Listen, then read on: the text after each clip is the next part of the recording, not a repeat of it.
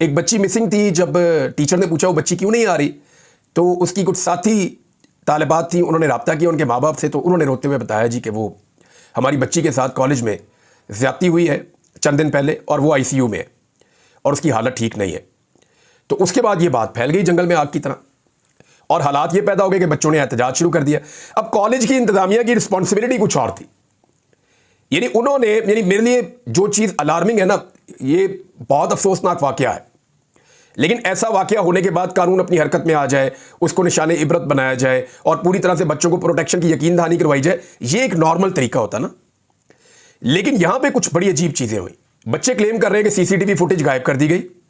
بچے کلیم کر رہے ہیں کہ اس بچی کو اور اس کے والدین کو اس طرح کیا گیا کہ یہ خبر باہر نہ نکلے،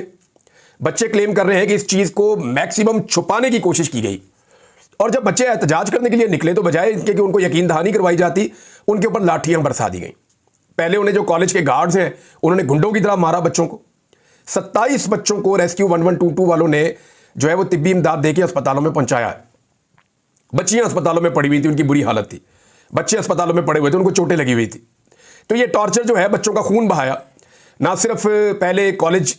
کے پالے ہوئے سیکورٹی گارڈز نے، بلکہ اس کے بعد پولیس آئی، پولیس نے بھی بچوں کو مارا، پھر قیدیوں والی وین لا کے اس کے اندر بچوں کو بند بھی کیا، پھر جو کالج انتظامیہ ہے انہوں نے کالج کی مختلف کلاسوں کے اندر بچوں کو اندر بند کر کے باہر سے تالے لگائے، کنڈیاں لگائیں تاکہ احتجاج کو روکا جائے، اور پھر بچوں کے والدین کو اور بچوں کو ٹیلی فون کر کے جو ان کے ٹیچرز ہیں وہ دھمکاتے بھی رہے۔ اب یہ بڑا افسوسناک رویہ ہے، یعنی اپنے کاروبار کے لیے، اپنے دھندے کے لیے ایک اتنا افسوسناک واقعہ ہوا ہے، بجائے اس کے کہ کالج انتظامیہ اور پنجاب حکومت یہ سارے مل کر کھڑے ہوتے بچوں کے ساتھ اور بچوں کو کہتے ہیں ہم آپ کے ساتھ کھڑے ہیں، یہ سارے بچوں کو مارنا شروع ہو گئے، ان پہ ٹارچر شروع کر دیا۔ یعنی مجھے باقی ساری باتیں میں نے سنی، احتجاج کر رہے تھے، وی وانٹ جسٹس، بچے دیواروں پہ لکھ رہے تھے،